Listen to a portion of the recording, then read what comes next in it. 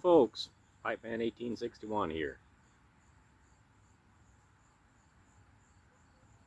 Well, beautiful day out here in southern Indiana. It's about, I'd say, 75 degrees, nice and sunny, very little wind. Smoking some Sutliff spiced rum out of Blondie, my old antique corncob pipe. I don't know who made it. It could be Missouri Meershaum, it could be any number of the others that were in business in the 30s and 40s, but it's still in good shape. It still smokes beautifully, so I still smoke the old fellow on occasion, or old lady. Anyway, as promised, this is the part 2 of my Missouri Meershaum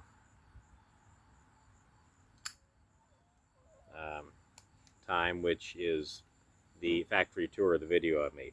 Now, a lot of other fellows have already posted their own videos of this same tour, so it's nothing new. But in case you haven't seen them, this is why I'm posting it here. So, without further ado, sit back, relax, fire up a bowl, and I will see you all on the other side. Enjoy it, folks. Thank you. Made his first corncob pipe. It doesn't, Missouri Meershaum the name has not been in existence that long, but the founder of our company actually made his first corncob pipe in 1869. So that's what we grab onto that year as our year to celebrate. So the founder of our company, Henry Tippy, was a immigrant from Holland, and he had a woodworking business in Holland, but the town that he was in actually had a tremendous fire, and most of the town burned, including his shop and his home. So he immigrated to America and eventually ended up here in Washington and started a woodworking business. Now, the woodworking business, this isn't the original building. He had it up on 2nd Street. And the building is no longer there. But the legend is that he was doing woodworking and that either a trapper or a farmer came up the Missouri River and asked him, and this guy had been making his own corncob pipes, so he asked Mr. Tippy if he could start making pipes and could make a pipe on his lathe. So he tried it, and it was successful. He put a few up for sale. He sold them pretty quickly. So he eventually, over a number of years, just became strictly corncob pipe manufacturer, gave up the woodworking part, and he outgrew that building, so he decided he needed to build a larger building. So this building, when you go up in the museum, there's pictures that kind of show you the progression of this building. The oldest part of this building is where you came in right here, and that was the outside wall right there at one time. That portion of the building, this whole building was built in 1883, and the pictures we have are 1887 of it. But then as he got more and more successful, he just kept adding on. This was the next addition, and you could tell because this was an outside wall at one time. You could kind of tell that. So he added this on, next added that room on, then added this big middle section, and then finally the last section. But every addition, it's always been 3 stories, so every addition was 3 stories. And when you see the picture of the original building up in the museum, it had a mansard roof. It was the top of the roof was shaped like that, and it was flat.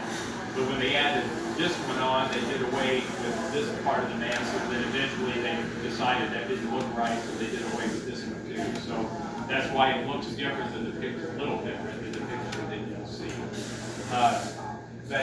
And also, if you have any questions, feel free, ask them. If you want to take pictures of anything, that's fine. Believe me, after you've been in business 155 years, there are no secrets here at all. So feel free to take pictures, and you can ask questions of the employees too in there. So, but we grow our own corn. That's the reason that we can make corn cob pipes, out of the corn is because we grow our own. And it's a hybrid that is not genetically modified. You can't use genetically modified corn because the people in Europe do not like anything that's genetically modified, and we ship quite a bit into Europe. There's some orders right behind you that go to Spain, Germany, Indonesia, and Canada. But it is a hybrid, and it's a hybrid that's made up of 4 old open pollinated varieties of corn. And we have a company in Iowa that maintains those hybrids. They have to grow all 4 out individually, cross them, and then cross them again.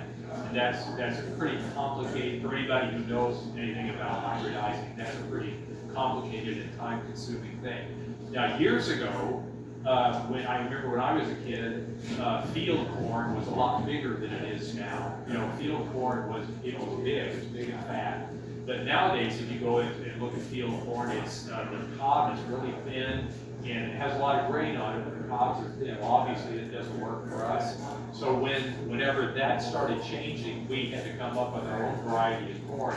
So the University of Missouri, before it became politically incorrect to do anything that was tobacco related, the University of Missouri actually helped us develop the seed that we have now. And one of the things that they did is they found out that when you plant your density, how many seeds per acre you plant. Normal farmers will plant 30,000 plus seeds per acre of corn. We plant only about 18,000 because the University of Missouri found that the lower the density, the bigger the cob. So growing corn, anybody that's a farmer here, has grown corn knows that it's expensive. The fertilizer and everything you do about growing corn is expensive. So that low density makes it even more expensive for us because we don't get the bushels per acre. But we sell the grain. And we sell the grain primarily to Arch and Daniels Midland, ADM, but we also sell it to distilleries because our corn is white corn, and white corn has a high sugar content, so it's better than yellow corn for making whiskey. So there's a few distilleries that buy our grain. One, if you're familiar with Pinckney Bend in New Haven, they buy some of our corn to make their whiskey. So we have a 150-acre farm over across the river in Warren County, out to the west near the Piers area, and our 150 acres is right up against the levee. But in addition to that 150 acres, we lease 70 acres from a city right along the airport, just between the airport and the road, again over on the other side of the river.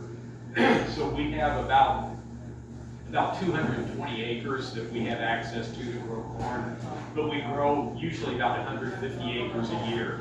And the main reason for that is that, again, those of you who've grown corn before, corn really sucks the nutrients out of the ground. So you've got to rotate crops, so we rotate corn and soybeans, like right now. Hey, we just started.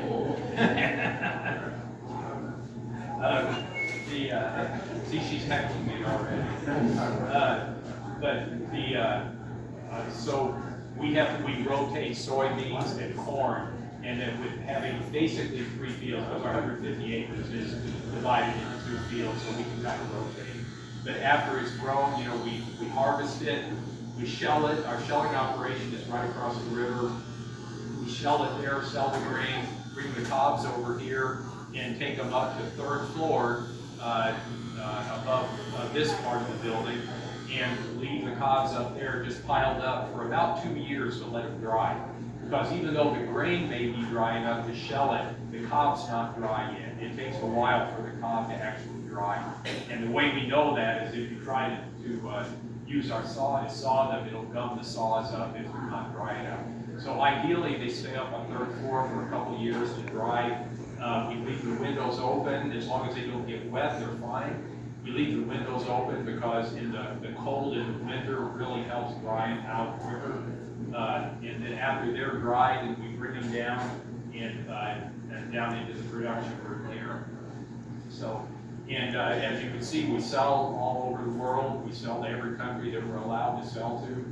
And we sell to individuals, we sell to businesses, we'll sell to anybody who wants to buy our work online. So, but I think we're ready to go in. Now, the cards you have, if you would, drop them in this little green container where you go past the, and when we go in the room, our production area, which is only on this floor, is divided into 2 rooms. For lack of a more creative term, that's the production room. And in that room is where the bowl is shaped. And once the bowl is shaped, then it comes out of that room and moves into the finishing room. And then it's ready to go into shipping and ship out. So what we're going to do, though, is it really starts at the very other end of this room. So let's head in there and follow me all the way to the other.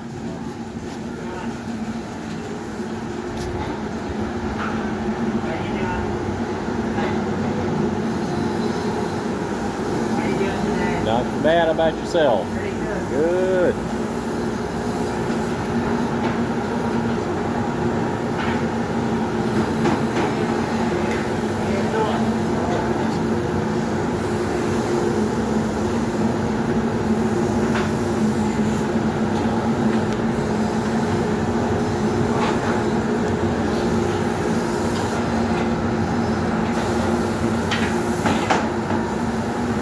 Putting the plaster over there on the outside of the bowl. Right. Oh yeah.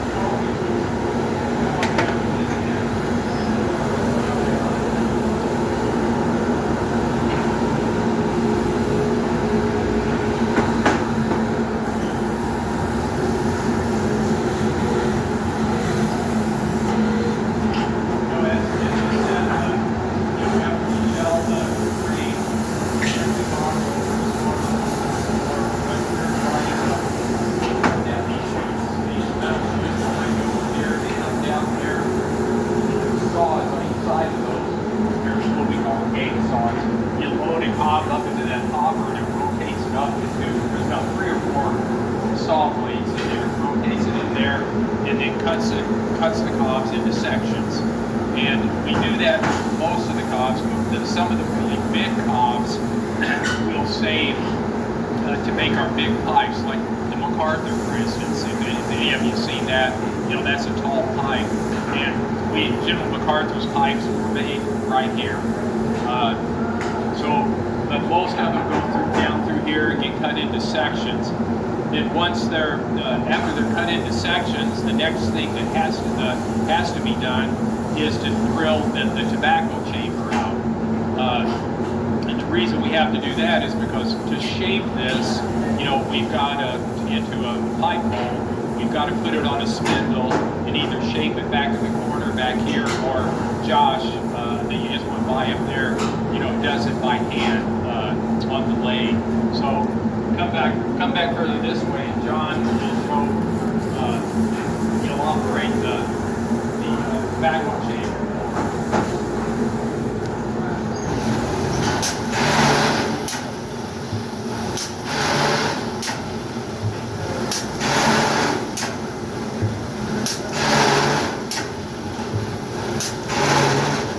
And all of these, the machines that we have down here, it's not like you can go someplace and buy a corn-cob pipe boring machine.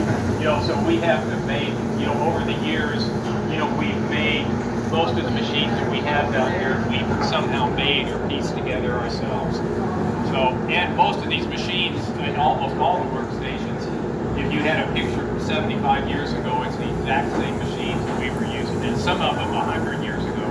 On the plaster filling machine right there, we have a picture over 100 years old.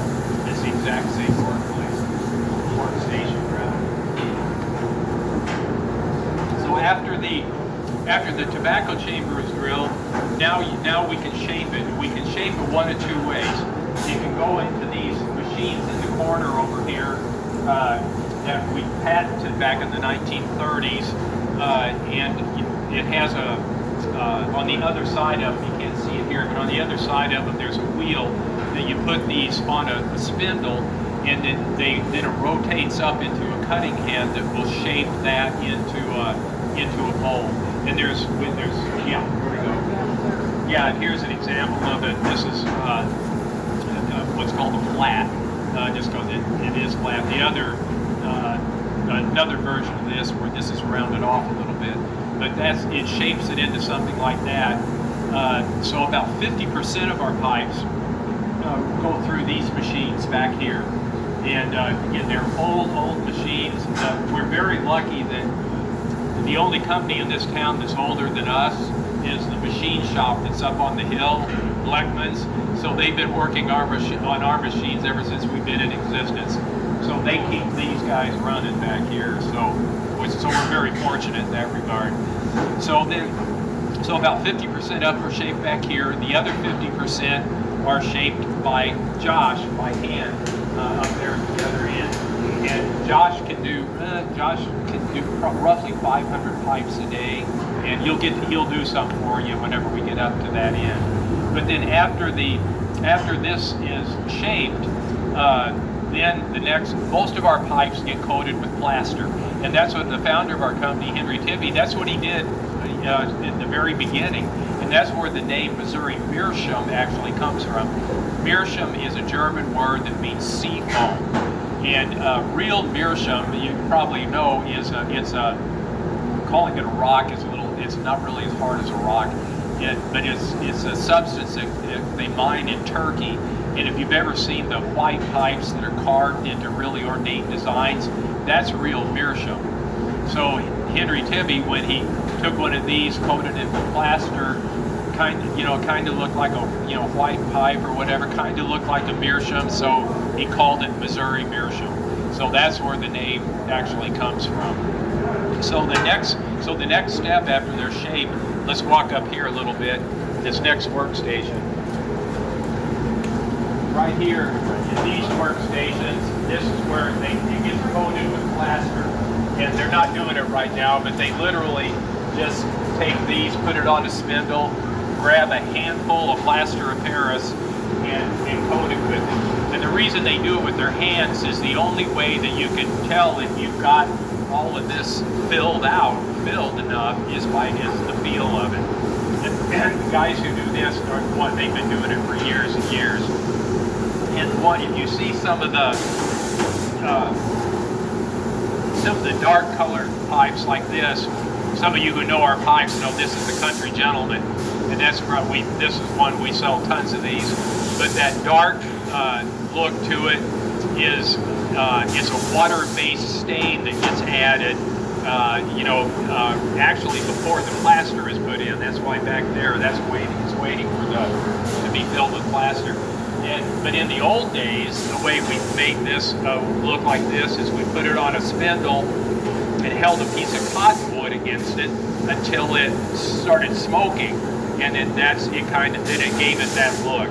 And we tried that earlier this year. We did that again, but it's difficult to do. It takes a lot of time, and so most of them we just use the water-based stain to do it. So it gets coated with plaster, but then after it's coated with plaster, it's got to be sanded. It actually gets coated with plaster a couple different times.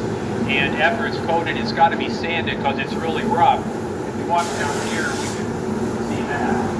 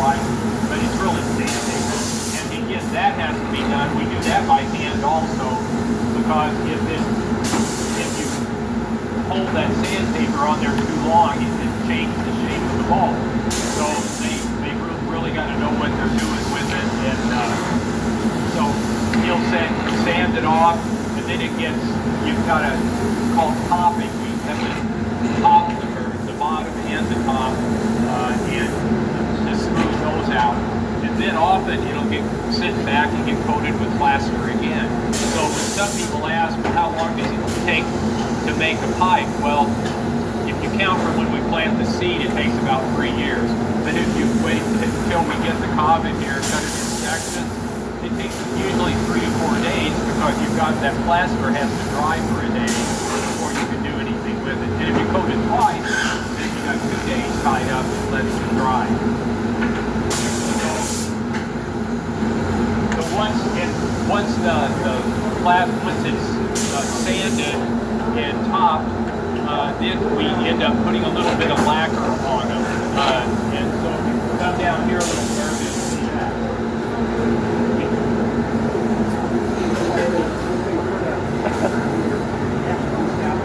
Get the plaster out of it. So this.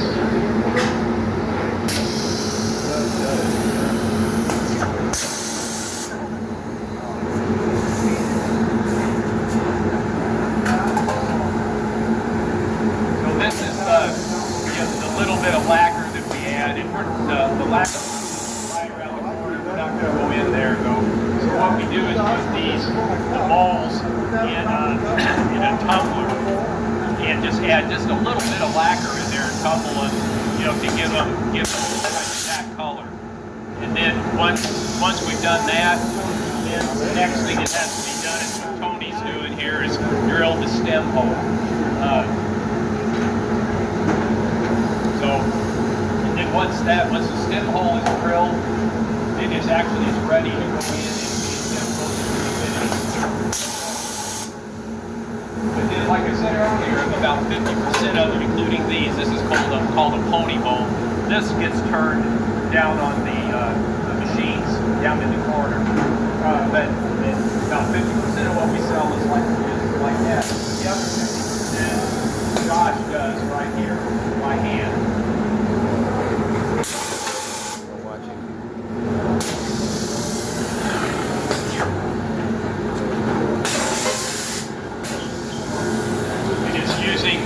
He's using just basic woodworking, machine and woodworking tool to do it. But Josh has been doing it for a number of years now, and he does everything by memory. He's just fantastic at what he does. He's also very creative. Comes up with his own designs every once in a while that are really great. And he's very productive. Like I said, he can do about 500 of them, a day. And you can see all these other designs up here, but this is just some of them. There's other designs, that he does too. And the corn cobs are very, very abrasive. They, and they're like the tools he's using. I mean, we go through a lot of those. All the drill bits that are used back there, like to drill the tobacco chamber, we have to have those sharpened constantly. So they're very, very abrasive material. But even once Josh has shaped it here, then these cobs have to go all the way back to the plaster filling, because now they got to go through the filling with plaster process, just like the other ones do.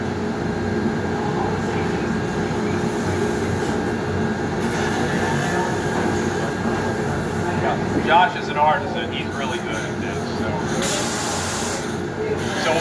So after that, after they're shaped, coated with plaster, sanded, and the stem hole drilled, then they're ready to go into the finishing room to be assembled.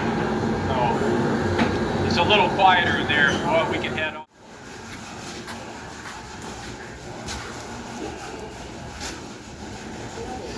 Hello there. Did we catch you by surprise?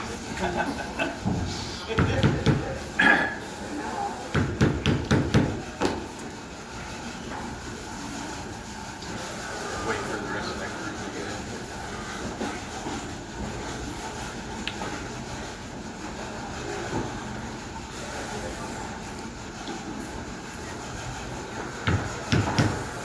So the bowls, like I said, whenever they're ready to be assembled, fully assembled into a pipe, they come in here in these wooden crates, and a lot of times this whole corner is just full of crates with all different designs and styles in it. And these crates themselves are probably about 100 years old. They've been using them forever. But in here, then, once the bowl is done, the stem hole is drilled, then the shank, gets put into the, into the bowl. A little ferrule, it looks like a washer, but we call it a ferrule, gets added on to the end of the shank just to protect the integrity of that. And then the stem, or the mouthpiece, some people call them bits, get added in. So, and the, like Charlene is putting the shank into the bowl here. The glue she's using is white glue. It's not Elmer's, but it's very similar to Elmer's, so it's a food grade glue, so it's not toxic. And then some of you may have noticed out in the plant there was they were adding, at one part they were putting little plugs into the bottom of it. So those we also use just the same glue for that. And though we do that for some of the bigger pipes, you don't really need the wooden plug in the bottom to make the pipe work well, but it just gives a little bit of more structural integrity to it. Because whenever we put, except on the ones Charlene's doing, on the other pipes, the stem is, the end of it is kind of cut at an angle like this. So when it goes in the bowl, it actually goes across the bottom of the bowl. So it protects the bottom of the bowl. So you really don't have to add, a wooden plug to the bottom, but we do that on some pipes. I mean, it just makes it look nicer. You can also do something different with the bottom of the pipe if it's wooden too. And it keeps some people when they're cleaning out their pipe will get a little too aggressive with the pipe nail, and you will end up poking it through the bottom. If there's no wood in there, poking it through the bottom. I've done it myself. So let's move on into the center here.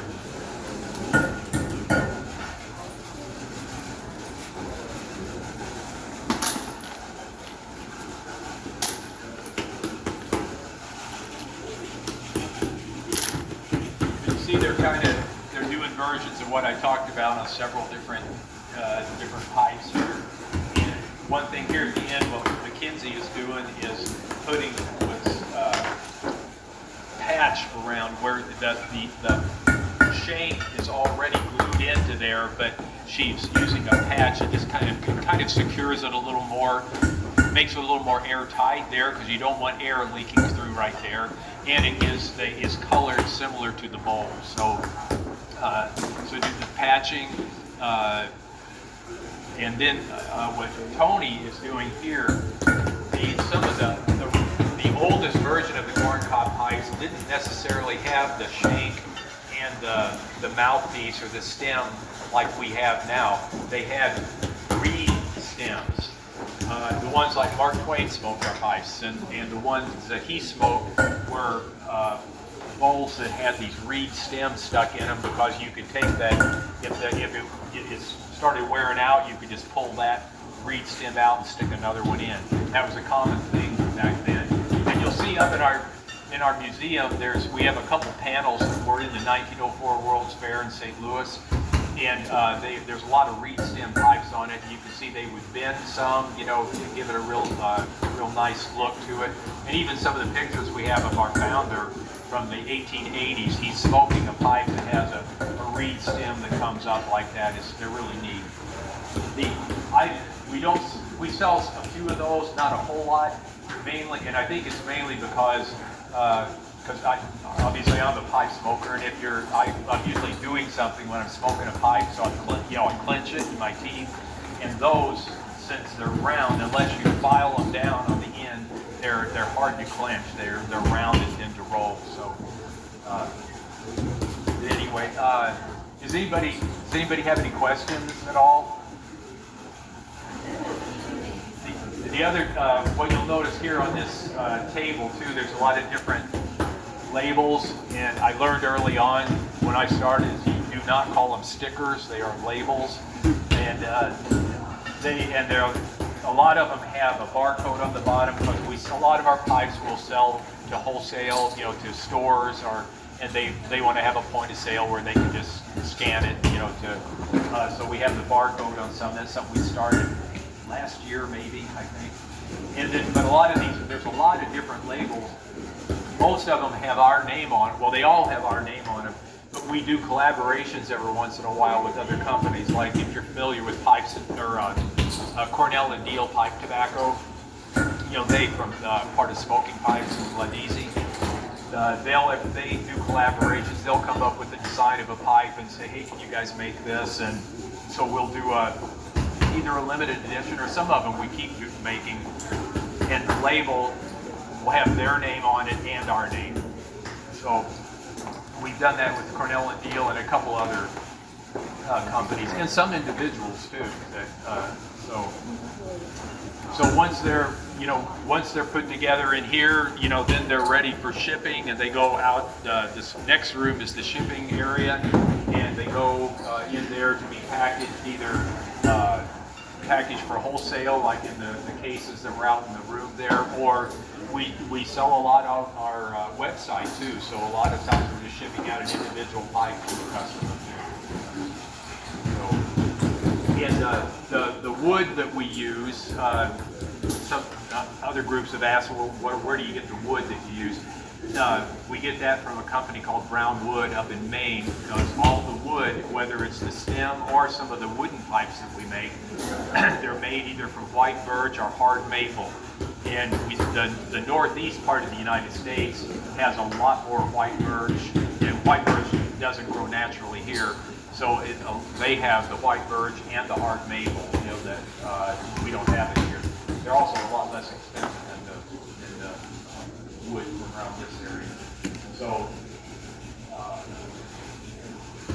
that's not it for right now. Any questions at all? I know one other question some people had is on the mouthpieces of the bits, the stem. The ones we use on the pipes that we make the most of, they're just plastic. It's propionate is the particular plastic it is. So we get that from a company in St. Peters, Missouri. But on a lot of our more expensive pipes, when I say more expensive, I'm talking anywhere from the $25 to $40 range. So they're acrylic stems, and the only place we can get those is Italy. Nobody in the United States makes those anymore.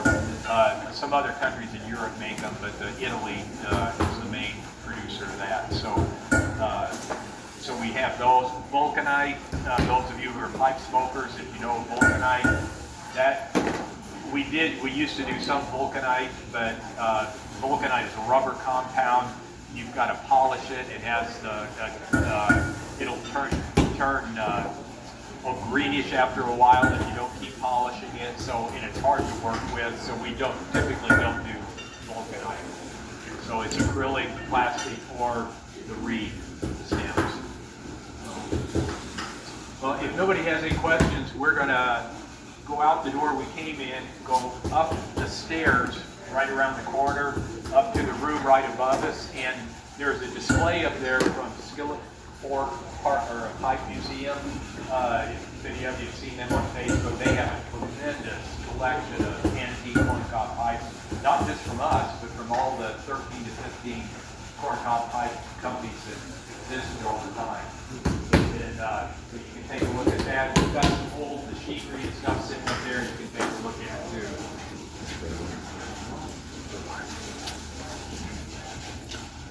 Not know what the block of marble was going to be until he started carving. A lot of the cost was that way for God.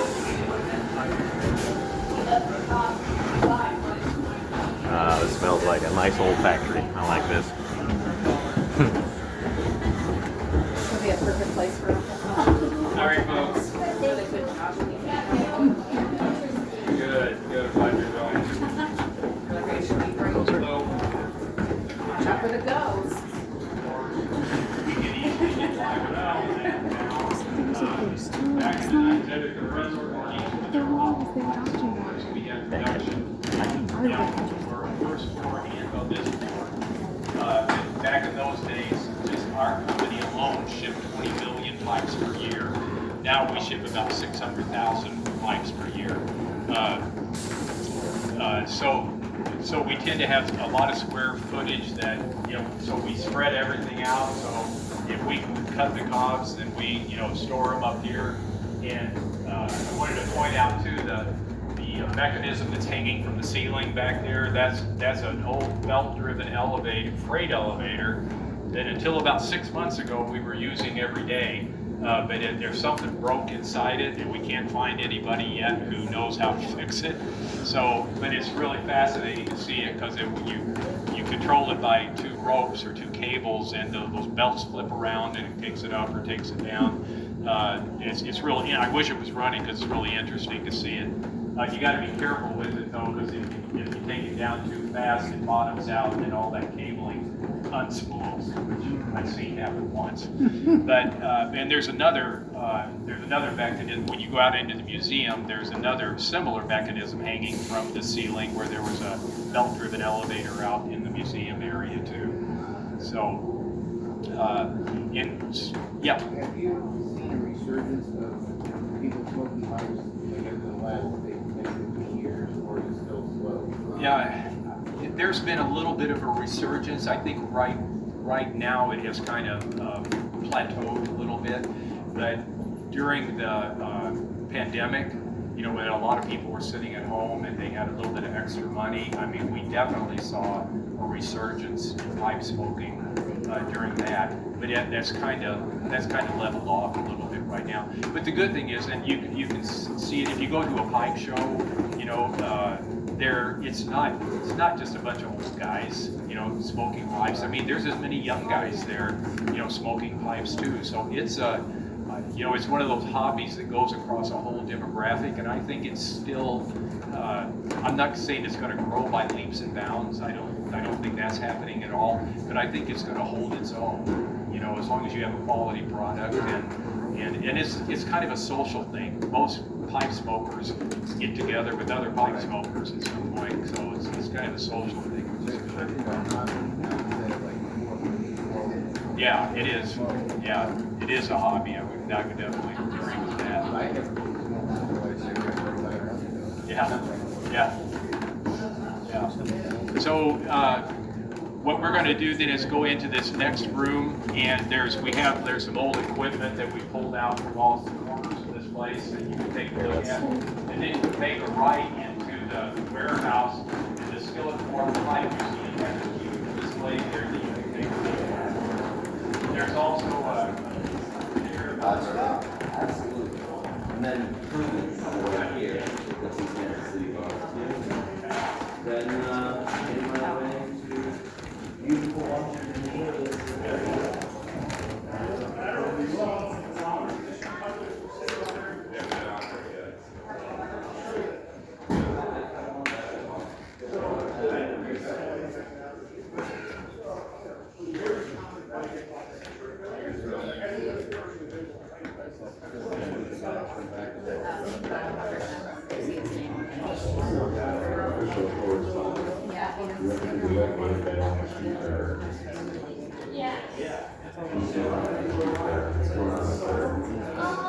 It was like there was a lot of stuff. It was actually very overwhelming because there was multiple directions that it went in, and then there was stores on the other side. But got a lot of 3D printed animals, which people listening already know.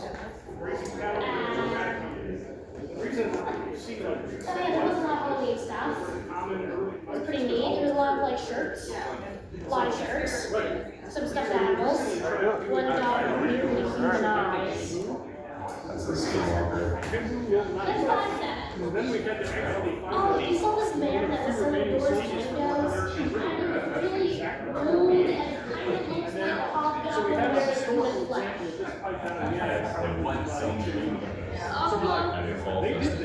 He literally looked like the fake salesman in movies that's pretending to be human.